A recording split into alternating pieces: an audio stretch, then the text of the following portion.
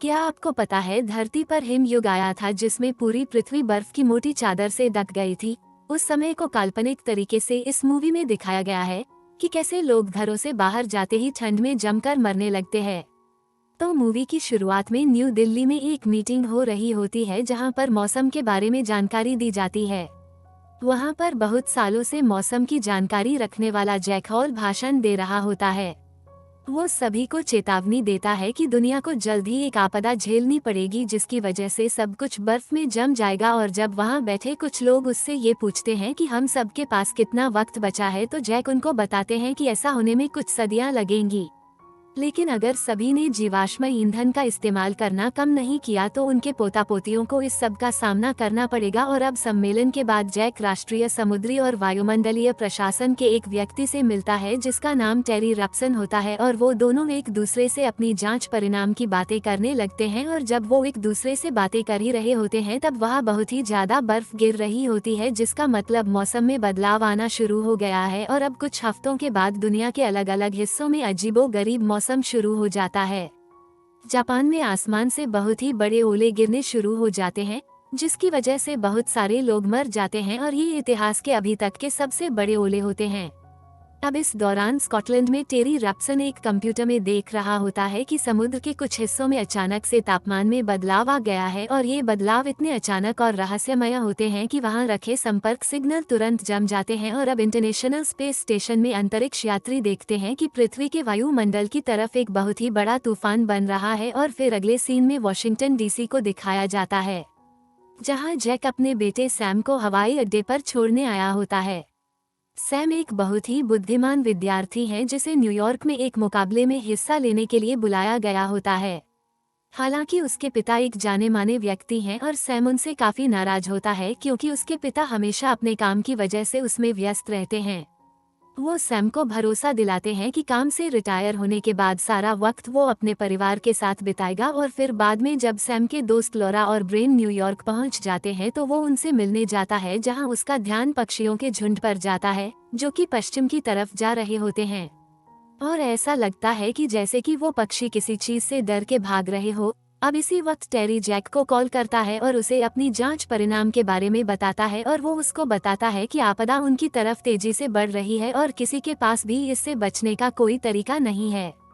और यह कुछ ऐसा है जो लगभग 20,000 सालों से कभी नहीं हुआ। अब इसके बाद कैलिफोर्निया में मौसम की जानकारी रखने वाले केंद्र में एक टेक्नीशियन अपनी गर्लफ्रेंड के साथ मजे कर रहा होता है, और तभी एक आदमी उसे आपदा की जानकारी देने के लिए कॉल करता है जो उसे बताता है कि इधर बहुत बड़े ओलों की बारिश हो रही है।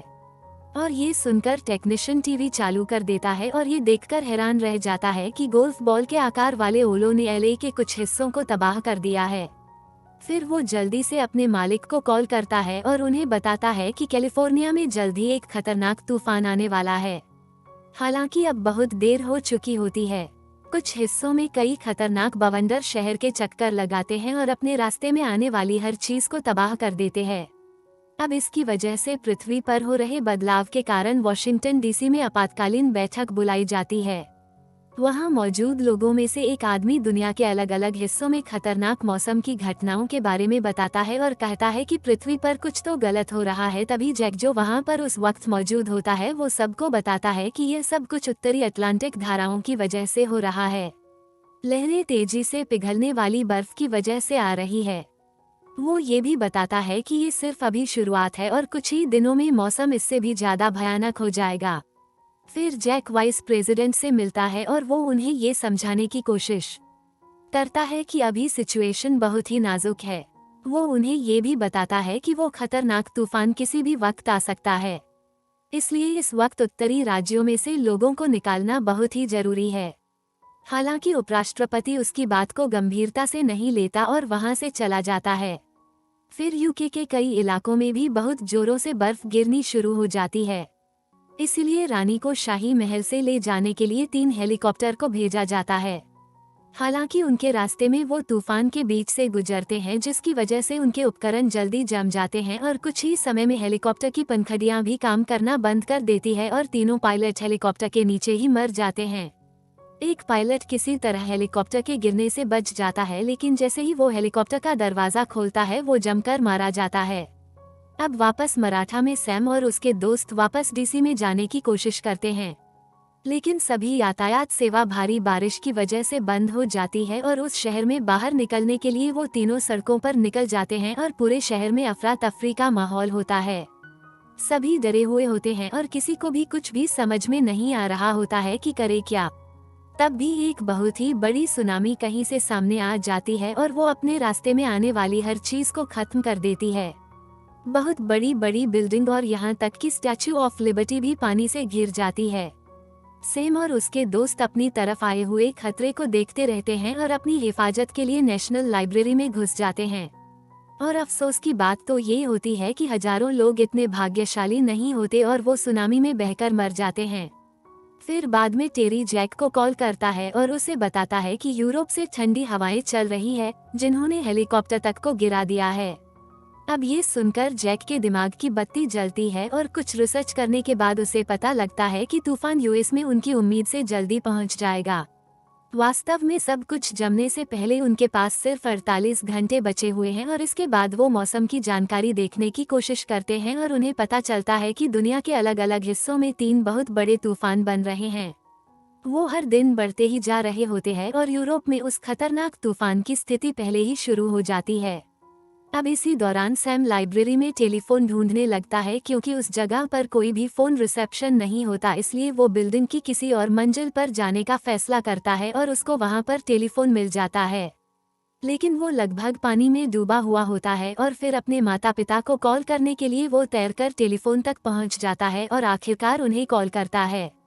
जैक बहुत ही खुश होता है कि उसका बेटा अभी भी जिंदा है और फिर उसको वो जरूरी बातें बताने लगता है। वो सैम को बताता है कि उसे घर के अंदर ही रहना होगा और तूफान के गुजरने का इंतजार करना होगा। अगर वो बाहर जाने की कोशिश करेगा तो वो तुरंत ही जमकर मर जाएगा। ये सुनकर सैम थोड़ा चिंतित हो जाता है, लेकिन जैक उसको ये कहते हुए शांत कराता है कि वो जल्द ही उसे वहां से बचाने के लिए आएगा।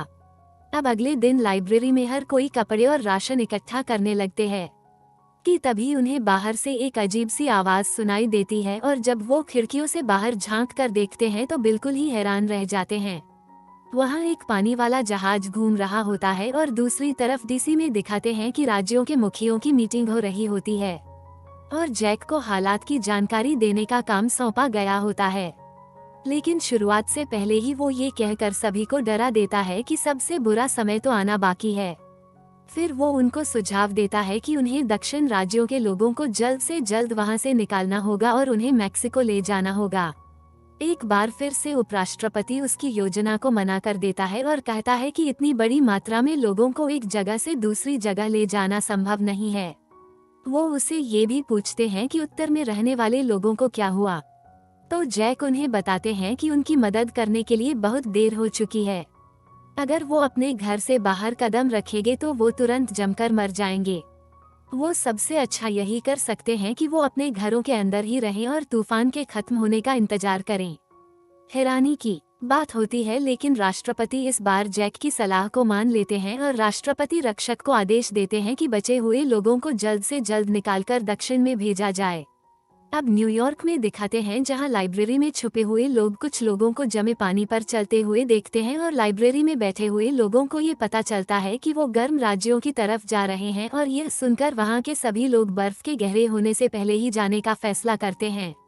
सैम आने वाले खतरे के बारे में जानता है, इसलिए वो सभी को समझाता है कि अगर वो बाहर जाएंगे तो वो सभी मर जाएंगे। लेकिन वो सभी उसकी बात पूरी तरह से नजरअंदाज कर देते हैं और फिर कुछ समय बाद सभी वहां से चले जाते हैं। सिर्फ सैम के साथी और 2-3 लोगों के अलावा वहां कोई नहीं रुकता। अब इस दौरान जैक अपने साथ काम करने वाले एक व्यक्ति और अपने दोस्त के साथ न्यूयॉर्क तक जाने का फैसला करता है। एक का नाम फ्रैंक होता है और दूसरे का नाम जैसन। क्योंकि वो तीनों कई बार फौज के काम से अंटार्कटिका जा चुके होते हैं तो वो उस मौसम की आदी हो चुके हैं और वापस लाइब्रेरी में दिखाते हैं तो सैम और उसके साथी बिल्डिंग में खाना ढूंढ रहे होते हैं और तभी उन्हें वेंडिंग मशीन मिलती है। वो चिमनी को जलाने के लिए कुछ किताबें इकट्ठा करते हैं और एक और जैक और उसके साथी घनी बर्फ में सफर कर रहे होते हैं। तभी अचानक उनकी गाड़ी टकरा जाती है और उन्हें अपनी आगे की यात्रा पैदल शुरू करनी पड़ती है। फिर वो कुछ घंटे चलते हैं, लेकिन दुर्भाग्य से जब वो कमजोर बिल्डिंग के ऊपर चढ़ते हैं तो फ्रैंक की वजह से कांच टूट जाता है और वो नीचे गिर जाता है। लेकिन किस्मत से वो एक रस्सी को पकड़कर बच जाता है और दोनों रस्सी को पकड़कर उसको ऊपर खींचने की कोशिश करते हैं। लेकिन तभी कांच टूटना शुरू हो जाता है और इसीलिए कोई और तरीका ना होने की वजह से वो अपनी रस्सी को काट देता है और खुद को कुर्बान कर देता है ताकि उसके दोस्त अपने मिशन को आगे बढ़ा सकें। अब लाइब्रेरी में लोरा को अचानक से बुखार आ जाता है और वो बेहोश हो जाती है और सभी इस बात से बहुत ही चिंतित हो जाते हैं और उसके बीमार होने की वजह देखने लगते हैं और उन्हें पता चलता है कि उसके पैर पर चोट लगी हुई है, जिसकी वजह से शायद उसको इन्फेक्शन हो गया है।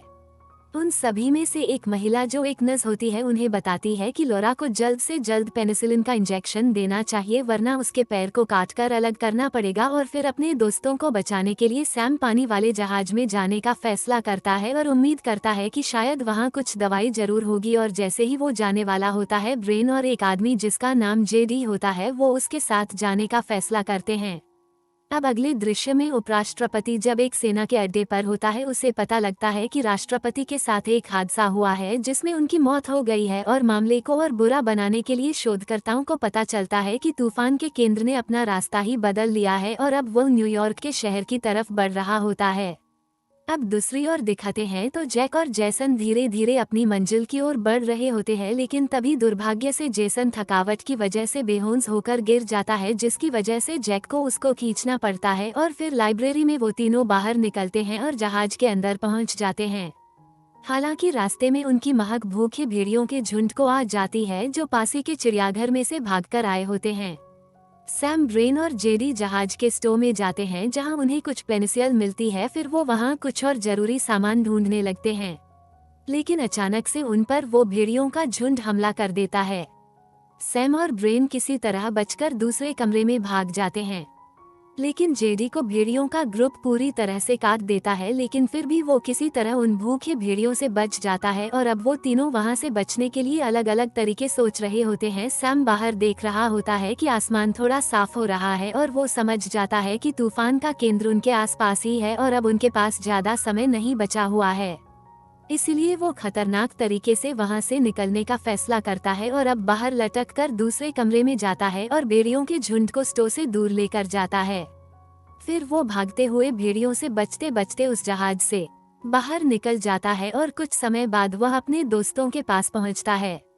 लेकिन इस बार जेडी खड़ा नहीं हो पाता, इसीलिए सैम और ब्रेन बर्फ पर चलने वाली एक गाड़ी लेकर आते हैं और जेडी को खींचते हुए लाइब्रेरी तक लेके जाते हैं। अब दूसरी तरफ जैक जेसन को खींच रहा होता है, तभी वो भी आसमान की ओर देखता है, जिससे उसको अंदाजा हो जाता है कि तूफान उनकी तरफ तेजी से बढ़ रहा होता है। और बिना समय बर्बाद किए वो बर्फ के अंदर किसी घर को ढूंढने लगता है और उन्हें एक खिड़की मिलती है और उससे जेसन को अंदर फेंक देता है और खुद अंदर जाने से पहले वो तूफान से बचने के लिए सभी रास्ते बंद कर देता है। तूफान उस जगह पर हमला करता है और अपने रास्ते में आने वाली हर एक चीज को जमाने लगता है। अब तीनों लड़के भी सही समय पर लाइब्रेरी में पहुंच जाते हैं और मरने से बच जाते हैं। फिर वो आग को जलाए रखने के लिए तेजी से काम करते हैं, क्योंकि वही एक इकलौती चीज होती है जो उन्हें इस बुरी ठंड से बचा सकती है। जैक भी आग जलाने की कोशिश करता है। अब कुछ समय के बाद जेसन को होश आता है और देखता है कि पूरी जगह जम चुकी है और अब जब तूफान का केंद्र वहां से हट गया होता है तो जैक अपने मिशन को वापस शुरू करने का फैसला करता है। जैक उसे समझाने की कोशिश करता है कि बाहर अभी भी खतरा है, लेकिन जैक उससे कहता है कि उसके पास ज्यादा समय नहीं बचा है। उस रात वो दोनों एक टेंट में सो जाते हैं और मानवता के भविष्य के बारे में सोचते हैं। और फिर जैक उसे बताता है कि इंसानों ने पहले भी बहुत बार ऐसा तूफान झेला है, लेकिन अगर वो इस बार ज्यादा सावधान नहीं रहेंगे तो इस बार जरूर खत्म हो जाएंगे। और फिर आखिरकार विनाशकारी मॉनसून के कुछ हफ्तों के बाद इंटरनेशनल स्पेस स्टेशन को कुछ अच्छे संकेत मिलते हैं। वो देखते हैं कि तूफान यूरोप में खत्म हो जाता है और उन्हें इतने हफ्तों के बाद जमीन का कोई हिस्सा नजर आता है। उसी बीच जैक टेंट से बाहर निकलता है और देखता है कि आसमान साफ हो गया है और सूरज भी निकल आया है। और फिर कुछ ही देर चलने के बाद वो जमे हुए स्टैच्यू ऑफ लिबर्टी और कुछ पानी से जमे जहाजों के पास से गुजरता है, जो पूरी तरह से बर्फ में जम चुके होते हैं। और इतने दिन कष्ट और पीड़ा सहने के बाद आखिरकार वो टाइम बीत जाता है। हालांकि जब वो लाइब्रेरी की जगह पर पहुंचते हैं तो वो देखता है कि वो जगह पूरी तरह से बर्फ से ढकी हुई है और उसकी सारी उम्मीद खत्म हो जाती है और वो दोनों वहां से जाने लगते हैं।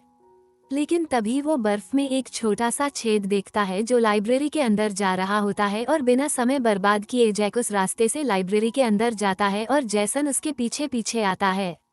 फिर वो दोनों सैम को ढूंढने लगते हैं और सौभाग्य से इधर उधर ढूंढने के बाद उसको ढूंढ लेते हैं और ये पता चलता है कि आग की वजह से सैम और उसके साथी अभी भी जिंदा होते हैं। और फिर आखिरकार दोनों बाप बेटे हफ्तों के भयानक मौसम के बाद एक दूसरे से मिलते हैं।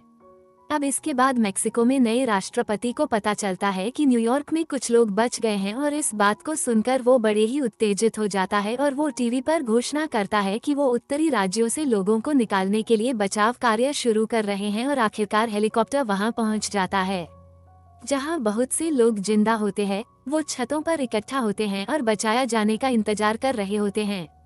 हेलीकॉप्टर जैक और उसके साथी के पास पहुंचता है और उन्हें दक्षिण की ओर ले जाया जाता है और मूवी के आखिरी सीन में नेशनल स्पेस स्टेशन एस्ट्रोनॉट धरती पर निगाह रख रहे होते हैं और उन्हें आज तक का सबसे साफ आसमान दिखाई देता है।